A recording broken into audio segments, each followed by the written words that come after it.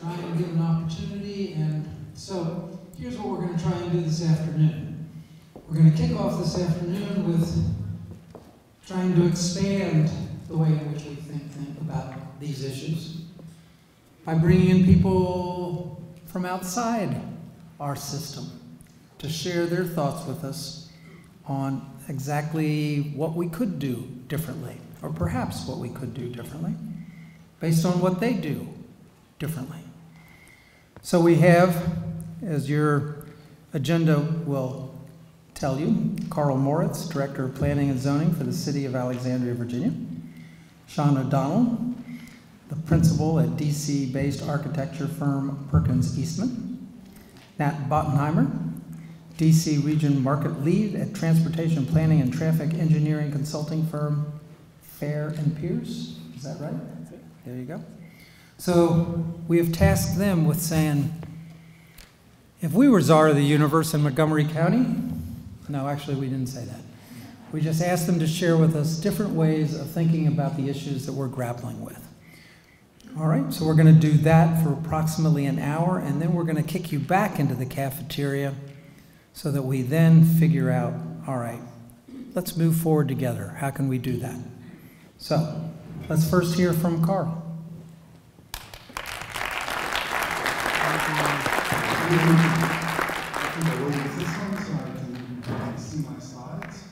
Thank you very much for the invitation. It's always a pleasure to be back in Montgomery County and to talk to you a little bit about what we're doing planning for schools in Alexandria. I attended the morning session and I see a lot of similarities in terms of the challenge that our two jurisdictions are facing, as well as some differences in how we're approaching those challenges that I hope you will find interesting.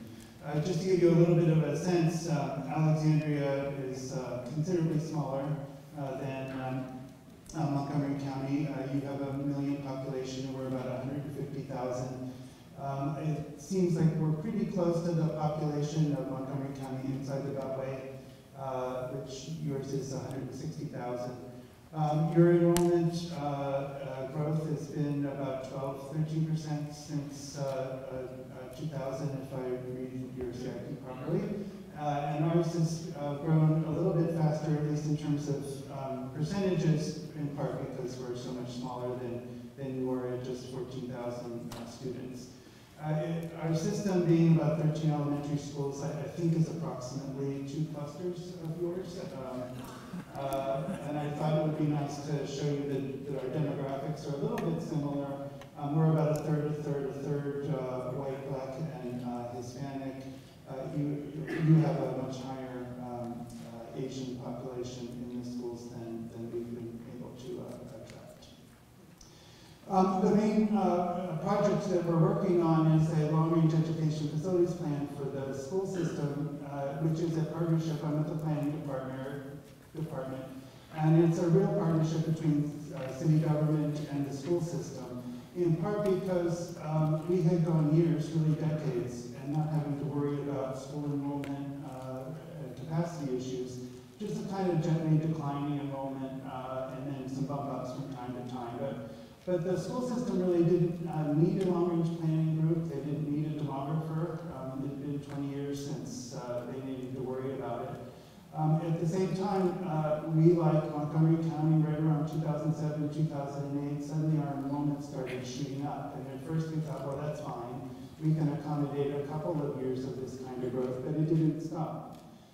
And so we had to come together as a city to figure out, first of all, what really is the problem that we're facing.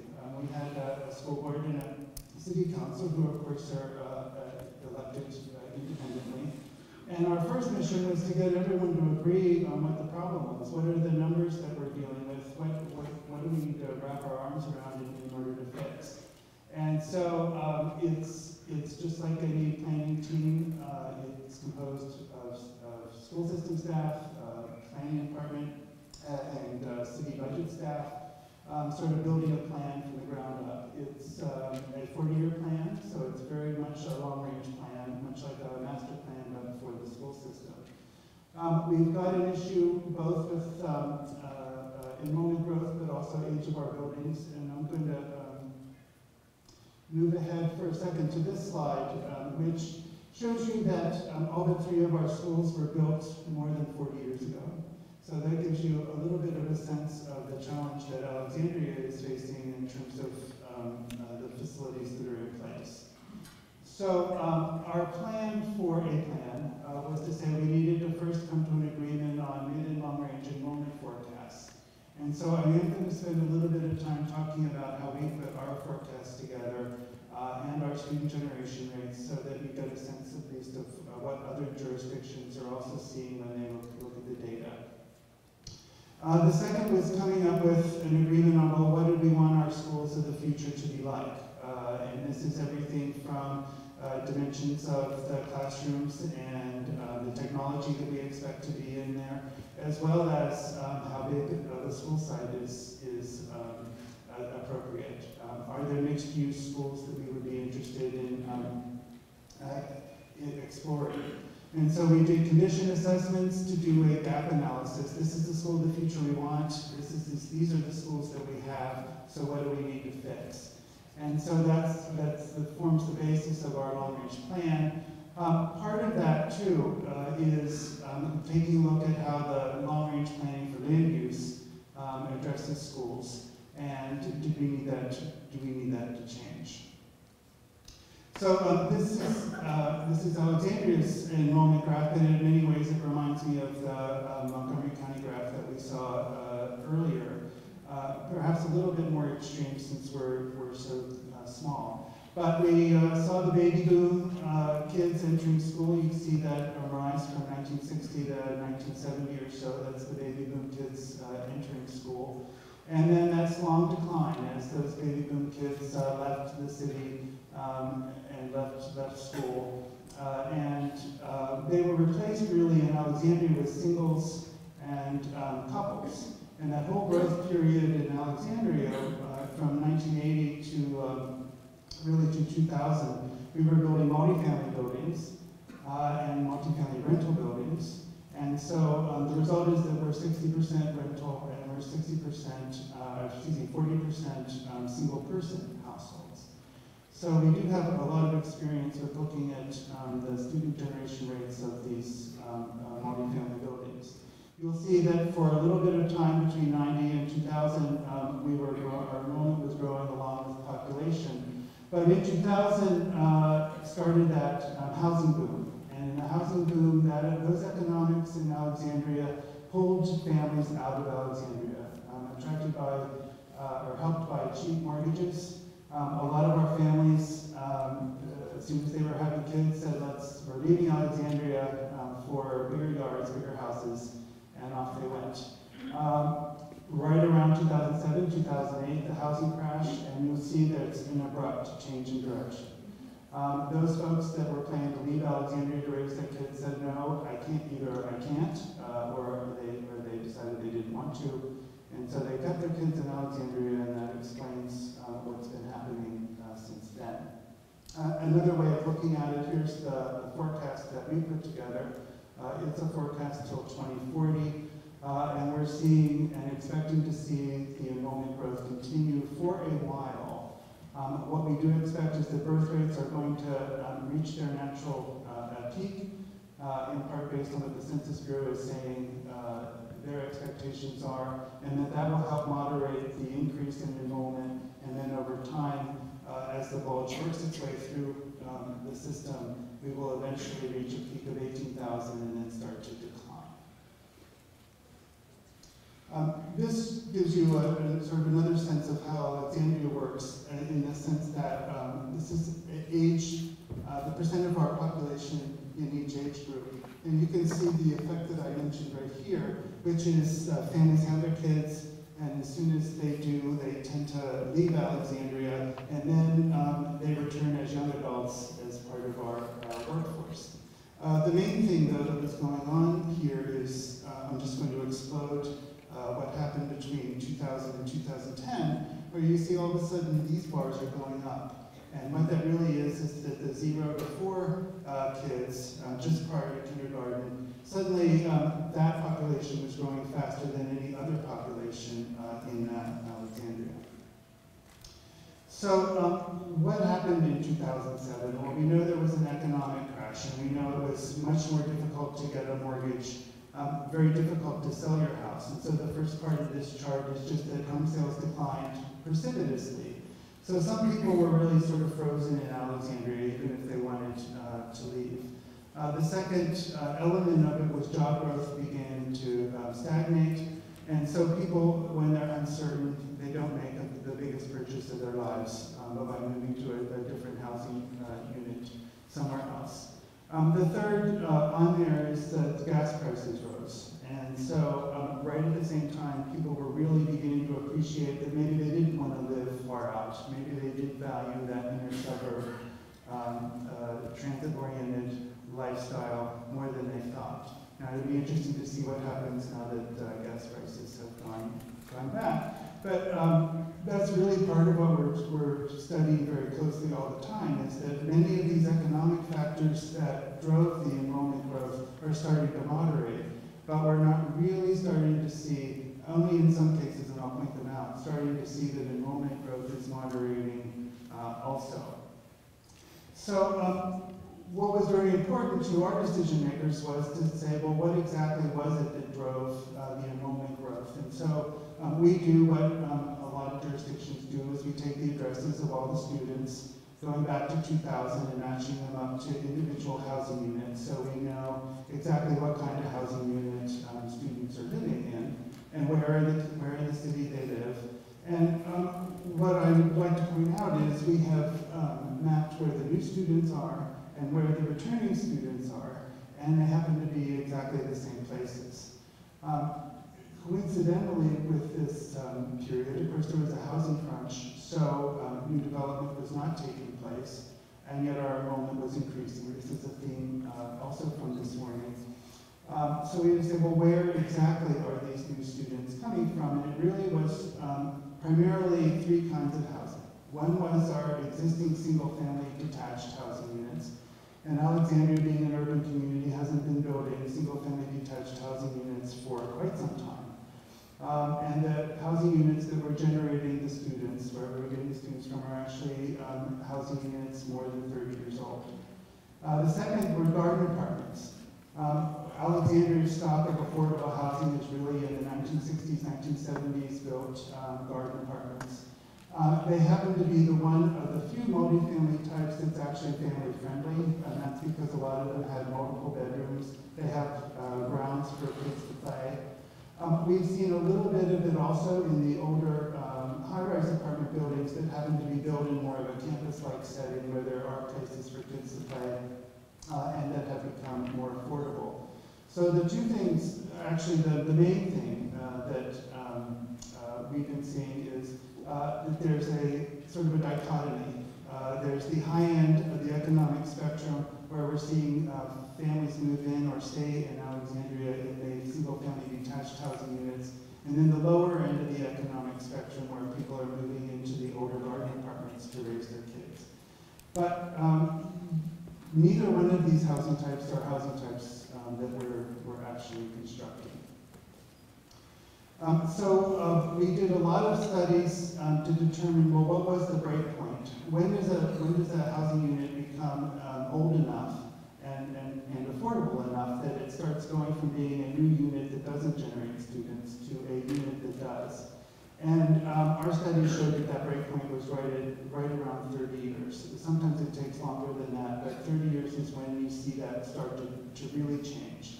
And just for an example, here on, I'll just use the all market rate unit chart, that we were seeing for the newer units, less than 30 years old, 0.05 students per unit, but 4 times as many students were coming from the housing units that were more than 30 years old.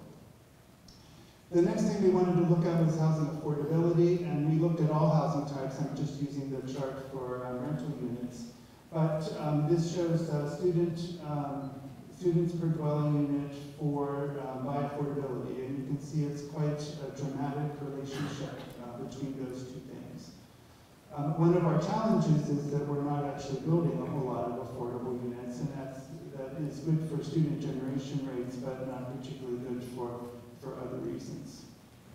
I'm going to mention one of our small area plans that we've put together over the last couple of years. It's in the Beauregard area, and we tend to call this a train wreck pattern of development because it looks like boxcars that have experienced that sort of fell down the hill.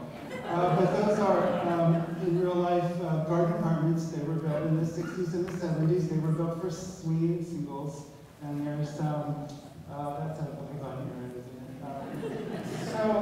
But they've been, now they're home to a lot of our affordable units, and a lot of our lower-income families are living in this area. They also happen to be owned by more or less one developer, and he came in for a redevelopment proposal that looked like this. It adds about 5,000 housing units, a total of 11 million square feet of development overall. Among the things that we had to worry about was, of course, housing affordability, transit. There's a transit line, a bus rapid transit line planned for going through the core there. A brand new interchange in one of the areas, a new fire station, a lot of infrastructure that we wanted. We ended up getting about $210 million worth of developer contributions toward those things. But the one thing we didn't get was a new school. And the reason why is on this rather complicated chart, and that it goes back to those garden apartments again, where over time the garden apartments they were being replaced with mid-rise apartments. So you see this line grows bigger, this goes smaller, because the student generation rate, based on our studies and looking at Alexandria data, showed such a disparity. We were actually showing a reduction in students as a result of this particular kind of redevelopment. Now, we've been doing a bunch of different plans. We have plenty of plans that show the new development adding students. But this particular one illustrates this point about it, the disparity in student generation by housing type. I'm not going to talk too much about births and kindergarten enrollment. I did want to mention there's a standard method for forecasting enrollment. Montgomery County uses it, Alexandria uses it, probably all of the 10,000 or plus school systems around the country use something similar as components of how many births do you have, how many of those births end up in kindergarten 4 years later, and then as people proceed, as the kids proceed through each grade, how many are retained or added. One thing that we've been looking very closely at is that birth rate, because we're anxiously hoping that the birth rate will go down. Yes, not actively encouraging people, but nevertheless, hoping for it. And luckily, in the past, in February, the state released our most recent birth rate data, and it does show a slight decrease. So that's one of our first factors that maybe we're turning the corner in terms of enrollment growth. The second is this kindergarten capture rate. That's what we call the ratio between births and what goes into kindergarten 5 years later. And we are starting to see a decline there also. So perhaps we are starting to see some of the demographic factors, if not changing course, at least reaching their natural conclusion. The fact that Alexandria is 60% rental means that we have a limited number of units that are family friendly, and so there is a sort of a cap that places on it. I'm going to skip past that and talk about how we treat infrastructure, both roads and schools really, in our master planning process. We do it a different way than Montgomery County does. We do it master plan by master plan rather than a comprehensive approach. What we do when we're doing a land use plan for an area of the city is that we have the last chapter is all about infrastructure and implementation. So we identify all the infrastructure needed to support the growth and existing development, but primarily growth. in that master plan, including cost estimates and getting down to almost a concept level design of those pieces of infrastructure, because we want to know how much it's going to cost to implement that plan. Then we figure out how much of it the developer is going to pay for and how much the city is going to pay for. It might be 50-50, it might be 60-40, it depends a little bit on how much money is on the table. And in order to figure that out, we actually calculate the market value created by that small area plan for the developer. And it's not because we just want to take everything that he's going to make, although we'd be happy to have it. It's in part to make sure that the plan is financially feasible, that we don't, that we actually approve a plan that can actually get built. But the city actually makes a pledge in our small area plans to fund a particular fraction of the infrastructure in that plan. And to do that, we typically devote a proportion of the tax increment that we expect from the new development to go toward the infrastructure that we've identified. That chapter of the small area plan also includes phasing. So how much infrastructure needs to happen and at what point, how much development can we allow to go forward before the infrastructure needs to be in place. So then we go through the rezoning process, and we tend to create a new zone for every plan that we produce. We call them coordinated development districts. And the reason we do that is to make sure that the zoning reflects exactly what it was that the master plan called for, including the infrastructure requirements that we have on developers. And then finally, when we get to the development review stage, it doesn't happen to be a subdivision, it's a different process, but we make sure then that the individual conditions on applicants reflect the infrastructure that they have promised to make, as well as the monetary contributions that they were supposed to make. The next thing I want to talk about with the long-range plan is we are looking at urban school models. We've been looking at it for a while, in part because being sort of inside the Beltway as Bethesda and Silver Spring are, we really ran out of large sites a long time ago. So we are looking at smaller building footprints. We are looking at actively at co-location. We have a number of examples of co-locating housing and public facilities. We haven't done schools yet, except for rec centers as a co-location, but it's definitely part of our future. I want to talk a little bit about an urban school, a couple of our urban school models. This is the former Jefferson Houston site. It's located 2 blocks from the King Street Metro Station.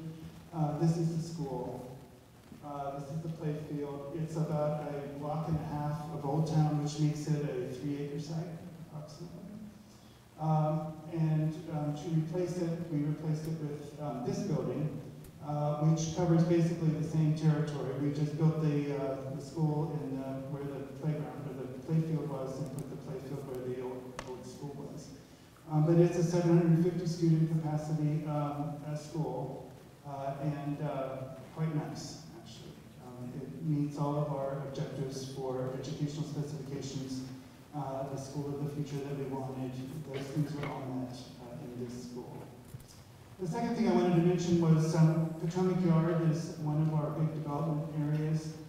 Just south of the Potomac Yard in Arlington is ours, and this is the school site that we identified during the Potomac Yard plan. Right here on the map, it's right there.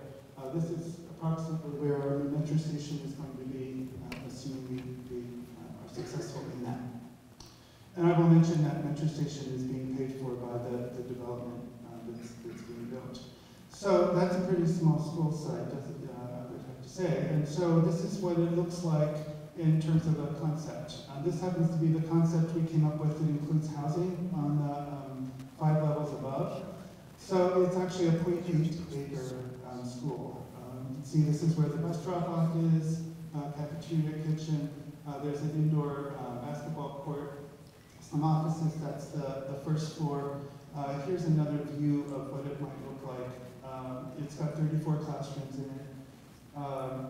Definitely even more urban model than Alexandria is used to. So, elementary school? Yes, elementary.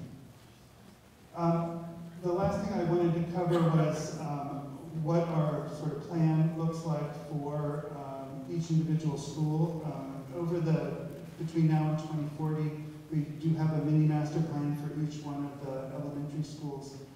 This one gives you a sense, sort of a dashboard of what the current situation is, whether or not the building itself is satisfactory condition. You can see projected utilization is 123% of capacity. Just incidentally, this process was the first time we actually even had to consider the question of what is capacity and how to define it. That's something we had to start with this process. And then this is what the mini master plan looks like. It takes the actual site and conceptually places where the additional capacity would go, as well as what parts of the existing building are going to need to be substantially renovated in order to bring it up to standard. So that gives you kind of an idea of how we're treating much of the same issues that you're addressing here in Montgomery County, how we're doing it in your smaller sister jurisdiction to the south.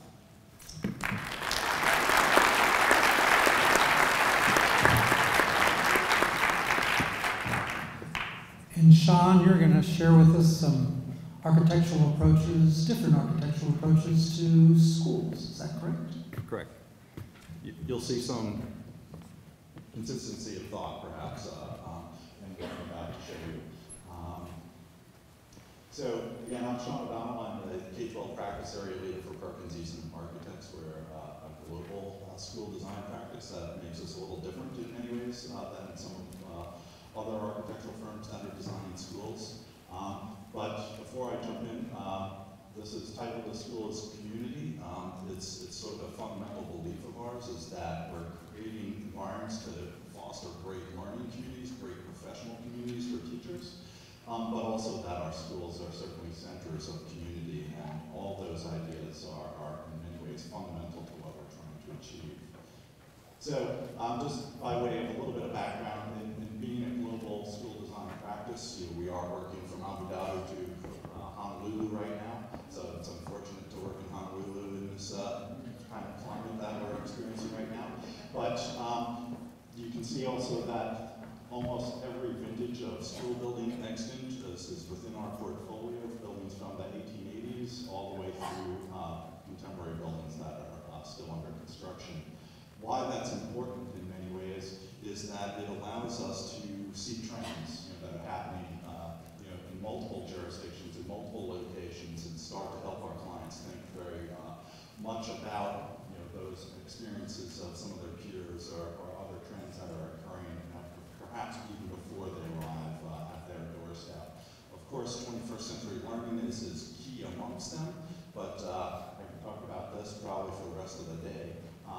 But again, a lot of these ideas about creating these great learning environments that really foster these kinds of environments are challenging our existing facilities and in many ways the infrastructure that we're providing to our schools. But that said, the Mid-Atlantic here has a tremendous tradition of great civic architecture in its schools. And so there's really astonishing, beautiful pieces of architecture from all generations here. This is one of my favorites. This is Hanley High School in Winchester, Virginia. And some of the things that are notable about it is it's real civic architecture, right? It could be a government building, it could be the state capitol in many ways, just gorgeous Georgian architecture. But it's important to note its integration with its context as well, that it's sort of seamlessly integrated with that community surrounding it. This is a walkable environment that was designed with, when people had to walk. In many ways, it sort of seamlessly integrates right into that edge of all the residential area. But then again, it becomes sort of a parkland as well, and this sort of beautiful piece that looking down that axis across the football field, straight into the front door. So beautiful integration of site and architecture in many ways. Subsequent to that early 20th century era, when we were building those Georgian buildings, though, after World War II, many schools now were motivated by the availability of automotive arrival to the campus and started to take real advantage of that. This campus is only a few miles from Hamburg. So again, you can see, folks, that it's completely different in many ways. It's almost unwalkable by the barriers, and the road infrastructure surrounding it. And it's taking advantage, of course, of the opportunity of moving to sort of an exurban area to build a larger campus to satisfy the new programmatic demands of a next generation of schools. Now, these kinds of campuses in many ways were codified by an organization that we will call CEFPI because the name is too complicated to otherwise pronounce. But it's the Council of Educational Facilities Planners International. Back probably about 20 years ago, they wrote down what the standards should be for planning a new campus. And I've outlined it in red here, it's impossible for you to see. But elementary schools, 10 acres plus 1 for every 100 students. Junior high school, middle school, 20 acres plus 1 acre for every 100 students. Senior high school is 30 acres plus 1 acre for every 100 students. You can imagine that these campuses get fairly dramatically large once you start to use these. And in many ways, they challenge the existing capacity of much of our modern sites to do that. And it drives that sort of exurban push, continuously outward bound as you create a new campus. But many jurisdictions like your own don't have those opportunities any longer.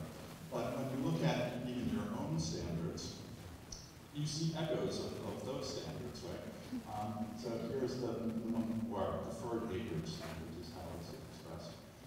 For elementary school, it's 12. For middle school, it's 20. For high school, it's 30. Again, very similar. And this echo happens through almost every jurisdiction in every state in the nation because of that original sort of codification by CEFPI. But what I'm here to do today is talk a little bit about other ways of thinking about sites and integrating schools into sites. And so what I want you to just focus on particularly is taking the enrollment, doing a little math, and then starting to think about site square feet per student, and looking particularly at the smaller end of the scale. So about 700 for an elementary school, 720 for a middle school, a little smaller for high school, 650. And these are the high school standards here in Montgomery County as well. So within those 30 net usable acres, if there's topography or other complications like wetlands or something in the sites, we'd have to get larger to allow for that 30. But then there's sort of an outdoor program, the building footprint, of course, parking for 500 cars, this is going to be important, athletic fields, tennis courts, basketball, outdoor storage sheds, and other amenities, of course, associated with the delivery of a modern program. And you can see that manifest in many of your schools, including the one that we're in today. But Montgomery Blair is also typical. You see that it falls right into that sort of category of 650 site square feet per student. It's about 42 acres, and it's sited much like that sort of exurban school that we just saw over in Virginia, bounded by very heavy traffic arterials. Again, to allow for the arrival to this very large school counting 2,800 students. But again, when you start to analyze the site, you start to see here's the building footprint, here's parking, here's more parking. So they're about comparable in many ways, in their footprint and the utilization of the site. So even before you get to the play fields, the stadium and the tennis courts and the other things, and the baseball fields that you see sort of articulated behind the campus, there's about half of the site is building or parking, and then about half is play fields. So one thing that arises now when you're trying to accomplish these sites in many ways is that there are a number of challenges that are arising. We see, almost universally, Fairfax is dealing with this, as you just heard, Alexandria is dealing with this, Arlington is dealing with this, Prince George's is dealing with this, and then you can go much further abroad. But again, land scarcity, as we've found and we're experiencing, certainly limiting the ability to implement those sort of standard guideline sites. Increasing enrollment going hand in hand with the demand for additional space, additional School budgets declining as well. When the crash happened, there was an interesting article in the Post where they quoted the transportation planner for Fairfax, and she said, in essence, one bus equals one teacher. You know, those are the kinds of decisions we have to start making. So, you know, those operational issues associated with where our schools are, how walkable they are, how transit-oriented they are, actually have meaningful impact on their educational delivery in the building. Traffic congestion was just talked about, but there's a host of other issues also associated with where we put our schools, and it's ranging from obesity, traffic incidents associated with teen injury and morbidity in many ways. Actually, the greatest problem for teenage death is traffic accidents. When we're concerned about safety in our schools, we should think about perhaps mitigating the risk that we're subjecting our children to, particularly with respect to that. But then greater environmental impact. I know Montgomery County is very interested in sustainable design. Again, about 30% of our traffic on a typical school day is generated by schools. So again, we've got all sort of greenhouse gases associated with, again, that transportation infrastructure arriving to those campuses. And then, of course, increasing the development costs associated with greenfield sites. So, what I wanted to do, in sort of response to that, is share with you a couple different models, 6 different models. The 3 on the top are somewhat conventional. One is increasing the density on our existing sites. The second one is compact vertical campus. The third is a joint use facility on site, as we've heard, rec center, school co-location, library co-location. But then the bottom row gets a little more ambitious, perhaps. This is joint use off-site, so again, not going onto the site to share facilities, but going off. Adaptive reuse of existing infrastructure, and then mixed use, which was actually just mentioned as an opportunity for Alexandria. So to quickly go through some of those case studies, this is probably a site very typical of yours. This is Yorktown High School in Arlington, Virginia. This was the existing high school. It started as an elementary school right here in the 1950s, and then grew by accretion like a hospital. Over time, grew into a sort of sprawling 1-story and 2-story high school, which occupied virtually all of the 11.5-acre site. So our challenge was to replace this building, with the exception of the yellow parts, with a new building. And this was the site plan for the new piece with the yellow brick pieces. It's a bigger building. It has a smaller footprint, however, on the site. You can see that it contracted from this corner, for example, where the elementary school was. So we ended up with a lot more parking off the one, but also some great open spaces ranging from an amphitheater and a courtyard in front of the building. So here's the amphitheater right in front of the front door and the courtyard. Major sort of outdoor activity spaces that they didn't have previously available to allow education to still straight out of the building, even though they got very modern contemporary program spaces inside. So what I wanted to, again, start to think about is how this compares to the standards that you saw before. This 11.5-acre site works out to be about 310 square feet per student, just site issues, that's not the building. But you'll notice that it was adjacent to a park. And so, one theme that comes out of this is that this kind of co-location of park and school makes a lot of sense, because that was the playing fields for all the athletics programs, the PE program as well. And that comes up to about what your standard is when you combine the park again. But again, the school site is only 11.5 acres. It's the park that really brings it into that compliance. As I noted, though, one of the challenges throughout the design of that process was the parking demand. And the client resisted very much providing parking for students on the site. There's very few spaces available, mostly it's just faculty and staff.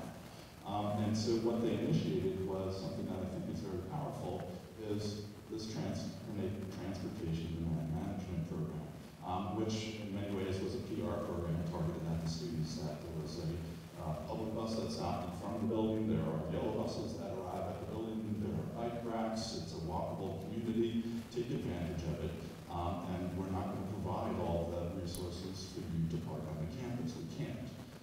can't possibly fit it on a 28-acre site. So taking some of those themes forward, this is Dunbar High School in Washington, D.C. It's been open for about a year. And this model I call compact vertical campus. And for obvious reasons, it's a 5-story building when you look at it from different vantage points.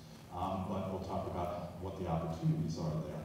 But this is a complicated site. It has a long history, and Dunbar is one of the most historic schools in the country, first African-American high school in the nation.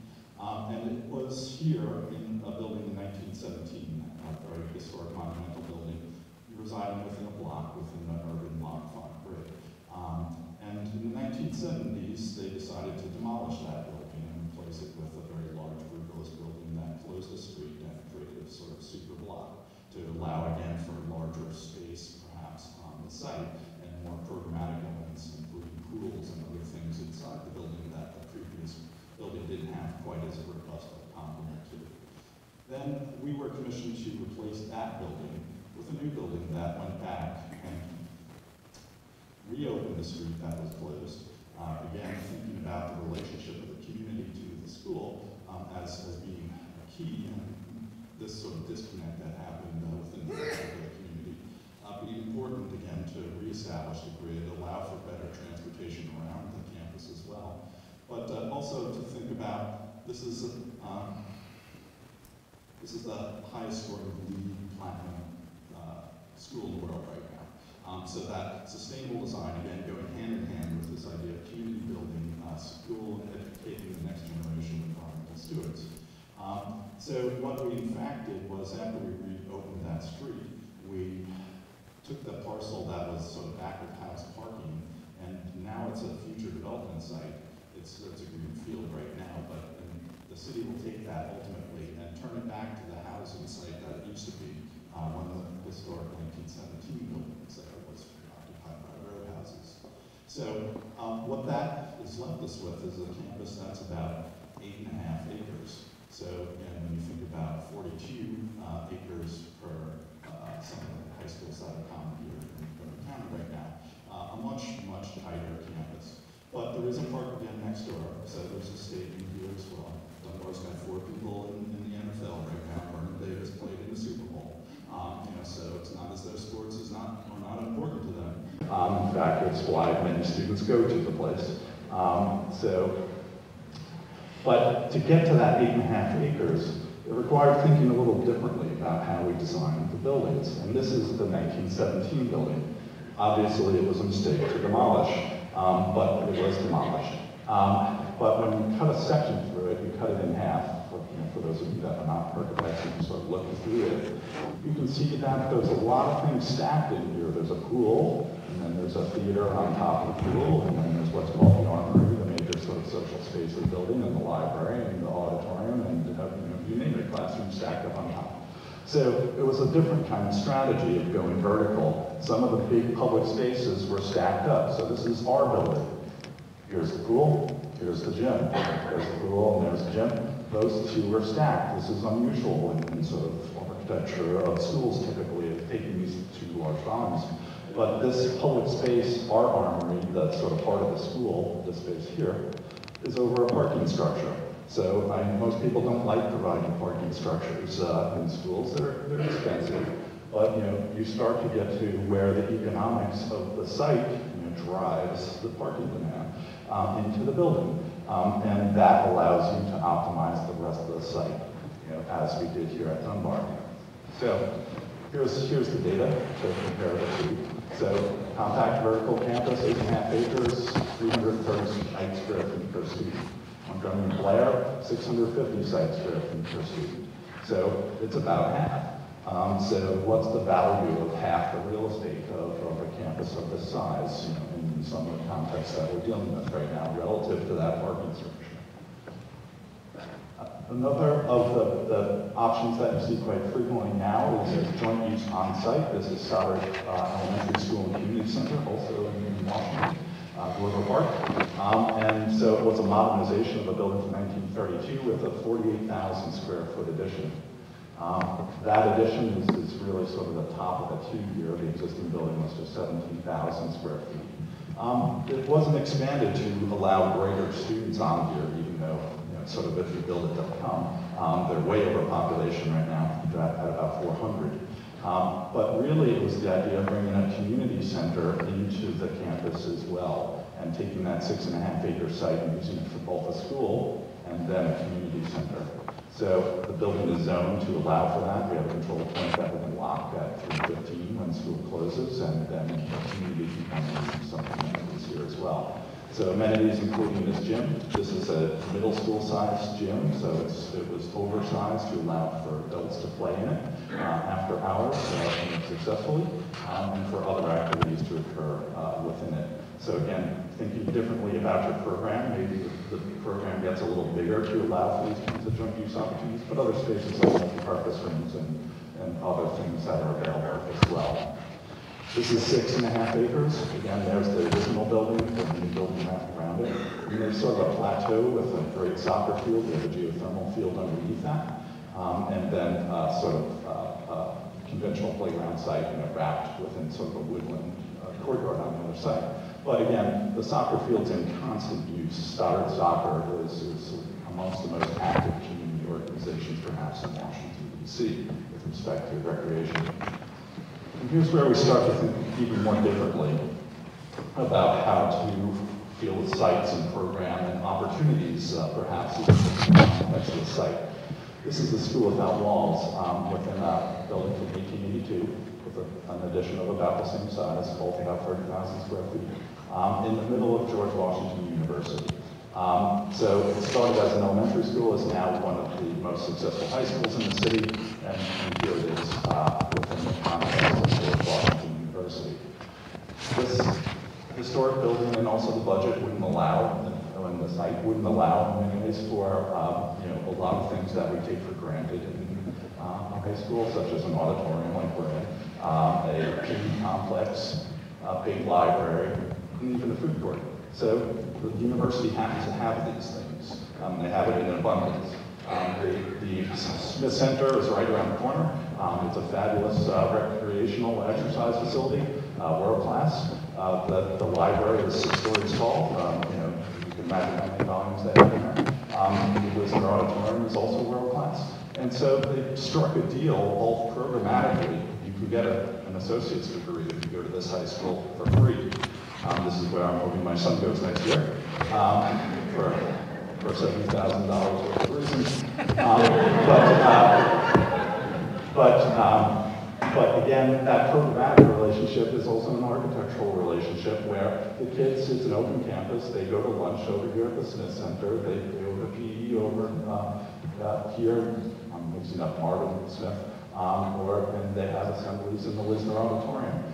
So it's outward bound in many ways, and their idea is the city is our resource for learning, and even the world. So, why are we constrained to the site?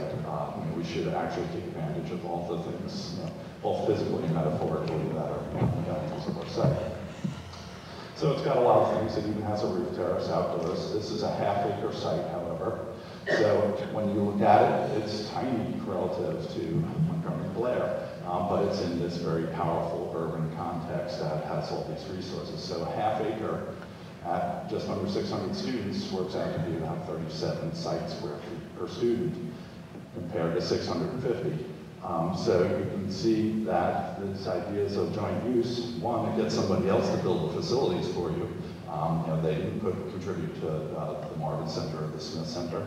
But it also, they got better facilities as a result of that kind of MOU and sharing agreement. The other thing that we're seeing a lot now is adaptive reuse. And this is a building in New York City. It's designed by Cass Gilbert, who was the architect of the Supreme Court, amongst other buildings. A very, very famous architect, but this was a warehouse that he designed. He just made a beautiful warehouse. And it sits here on the High Line. And so Avenues, the World School, was starting up. They're creating a global campus, a very powerful educational idea.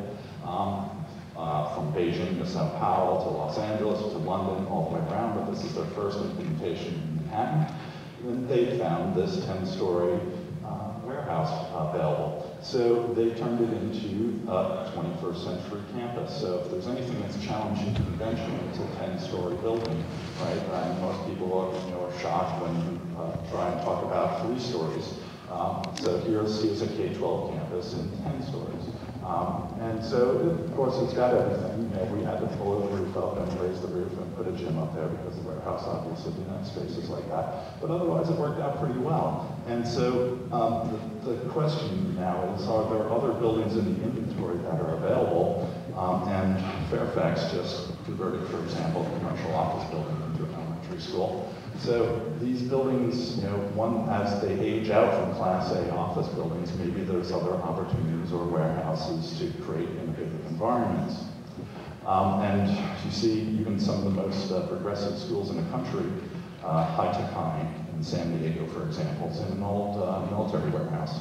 So sometimes these buildings that have sort of a mundane start, can become quite powerful as educational environments.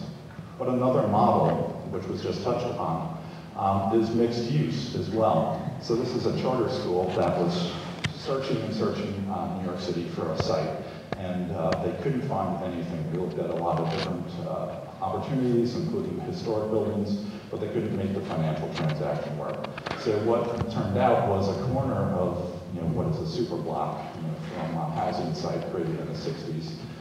Was sort of forlorn and left over, and so they struck a deal with a developer who is building the entire facility, but the developer's real interest is in the housing block that's attached to the building right here, and here's the charter school attached to the side of it next door. There happens to be a public school over here as well, that's a synergy between those two entities as well.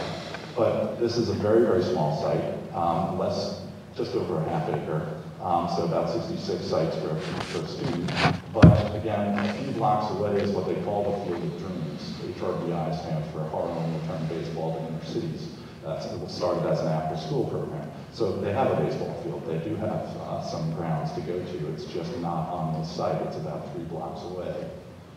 And then the final example is adaptive reuse and mixed use coming together. Again, starting to think about some of those aging commercial buildings that we have. This one happens to be just off of Wall Street in Manhattan.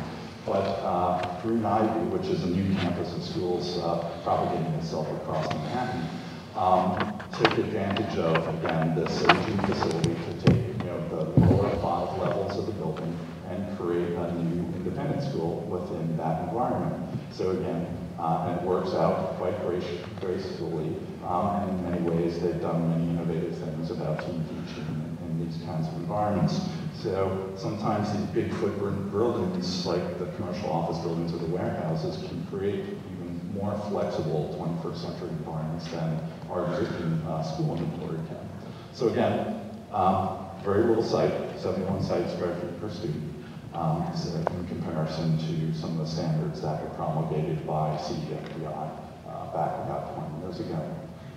So, in summary, I think there are things that we can do to consider, a greater diversity of site program and types of sites that we should challenge the conventions, that have been put forward and sometimes, codified here as we start to think about what a 21st century school is. In many ways, the integration with the context is even more powerful, as we say here, synergy with the context, co-location, joint programming, libraries, rec centers, parks, colleges, universities, business entities.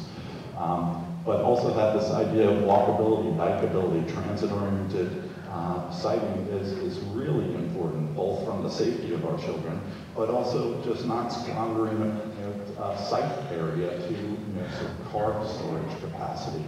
And that idea of managing transportation. Again, it's like net zero energy in schools, which is so current right now. You want to cut demand before you actually provide generation capacity or storage capacity for cars. Vertical organization it can be done. You can do a 10-story school. I can show you 12-story schools in Manhattan. It's a matter of how you skillfully integrate the program so that people are not constantly walking that entire distance. And then ultimately thinking about our building stock even more broadly. The charters are very good about thinking about adaptive reuse. We should, again, take experience from there and bring it back into the more conventional public program, but mixed use and modernization as well. So with that, again, it's all about integrating into a community and creating that great learning community on the inside. So thank you for your time.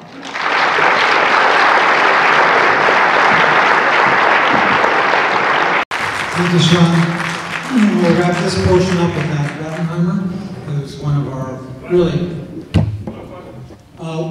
no, we're going to keep going, and then I'm going to pose a couple, but then we're going to have to move to our next sessions. But I do think there have been a lot of thought-provoking presentations, and that was the goal today, to see if we can shake out of how we're doing our business and see if there are other models out there. So appreciate the desire.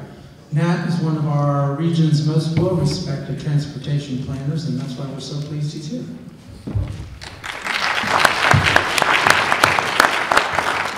Thank you very much. Also, until 2012, I was a Montgomery County resident, and 2 daughters who went through Woodland Elementary School, Foggy Creek Elementary, Tacoma Park, and whatever. So, experience with this school environment here. I wanted to start today with the sort of timeless observation that you get what you measure, and to observe that the centerpiece of what we're talking about today is the county's adequate public facilities ordinance, around which there's a Sleeping Beauty style thicket of metrics and measurement goals. And I'm going to suggest that we think again about what we're trying to achieve with our infrastructure planning in Montgomery County, and think at the very highest level about this question. Do we want to aim as a community for adequate public facilities, or do we want to measure and produce something else? And as you brainstorm ideas today, I'd like you to keep this question in mind and ask questions of every innovation that you're considering. What is the high-level goal that the solution is advancing? What's the problem the solution is solving? And how would we measure progress? And I can imagine that there's a certain level of skepticism at this point about this idea. Revisiting high-level goals is a classically muddle-headed thing to do, especially for a planner. And when it's so clear that there's so many pressing issues to address. And are the school generation rates for different types of residential units being fairly and accurately applied? Is MCPS capital improvement program effectively engaged in a consistent collaborative way with growth planning policy? Is it too difficult to change cluster boundaries to accommodate new development in students? Funding is perennial, basic, pressing issue. But I'd like to tell you today that it's possible to change growth goals at a more fundamental level than these, and to implement sea change in what's measured in the planning environment, and at a scale that dwarfs Montgomery's admittedly large million-person scale. And my point fundamentally is that when you change what you measure, many other changes flow from that. As a county, you should be thinking about, as process reforms, or as you're thinking about them, you should be asking about fundamental goal. And I'll be talking today about another jurisdiction that changed its role to illustrate this point. I want to be clear that what I'm talking about, I'm not recommending for Montgomery County, but just to illustrate the point that it's possible for a large jurisdiction to change a high-level goal and what it measures, and what you measure does matter. So I'm now going to go to September 27th, 2013, when California's Governor Jerry Brown signed Senate Bill 743 there, which is a bill that completely changed the way transportation impacts under the California Environmental Quality Act were analyzed. And until recently, environmental review of transportation impacts in California focused on the delay that vehicles experience at intersections and on roadway segments. And in Montgomery County, we're certainly familiar with this kind of test, which measures vehicle delay and is described as vehicle level of service, or LOS, and is measured in the very familiar A to F terms. And as we know, mitigation for development-related increases in vehicle delay typically involve increasing road capacity. But in California, measurement and mitigation of level of service impacts is inconsistent with the goals of another law, Assembly Bill 32, which is a law enacted in 2006 that required a reduction of greenhouse gases by 2020 to 1990 levels. And the reason the level of service is inconsistent with AB 32 is that the mitigations for development impacts as the CEQA has identified them until recently, tend to increase auto use and emissions and to discourage alternative forms of transportation, active transportation, transit use, car sharing, and the like. But looking ahead, under Senate Bill 743, the focus of transportation-related environmental impact analysis under CEQA will shift from driver delay, which is the level of service, to reduction of greenhouse gas emissions, creation of multimodal networks, and promotion of a mix of land uses, and new metrics as the basis for impact tests, notably vehicle miles traveled per capita.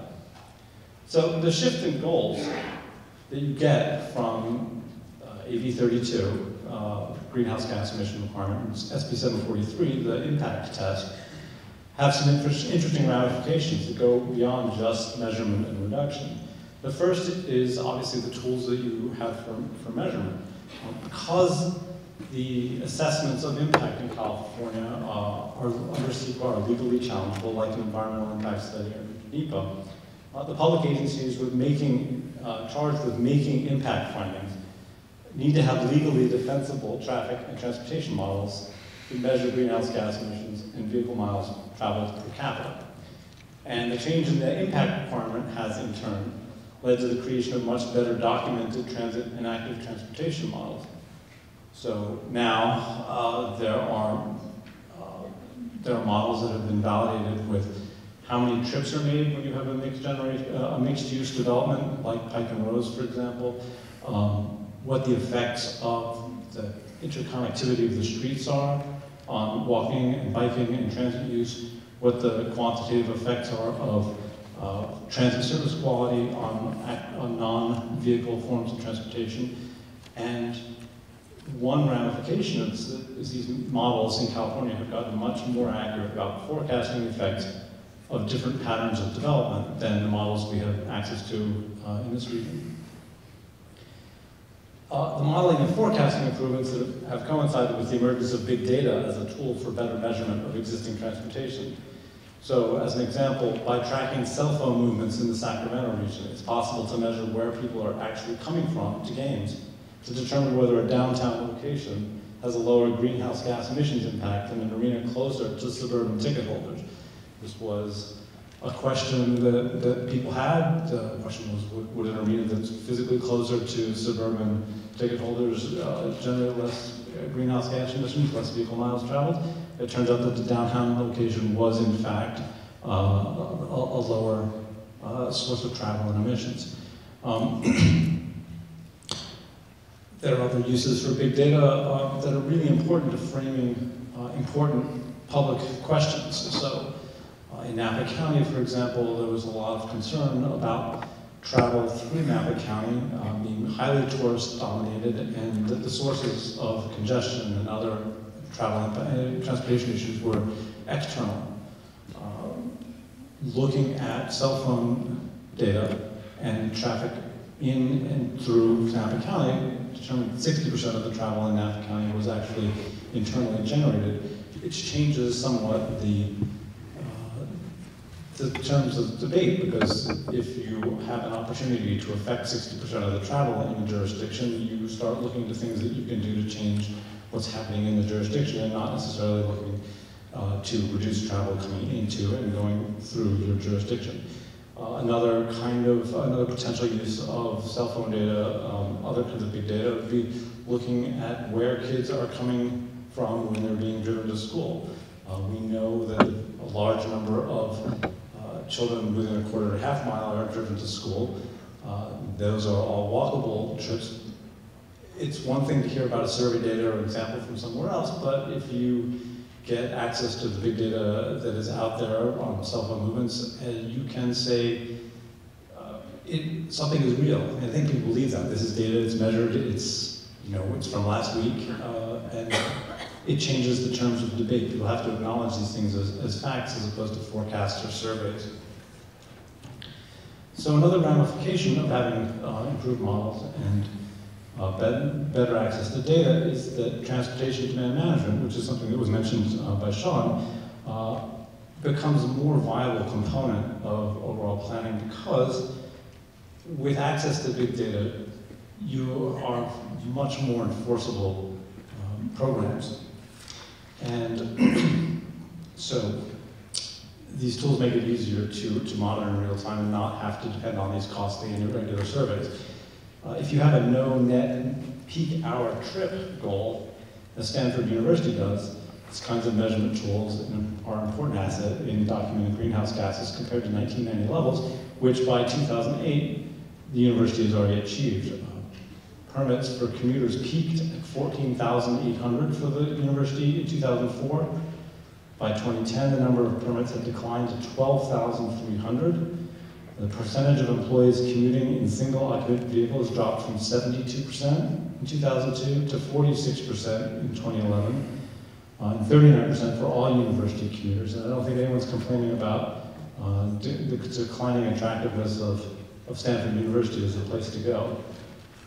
And a final ramification of this kind of measurement has to do with the cap and trade system that California has put in place, and the news this past week about that as a source of funding for the high-speed rail project in California.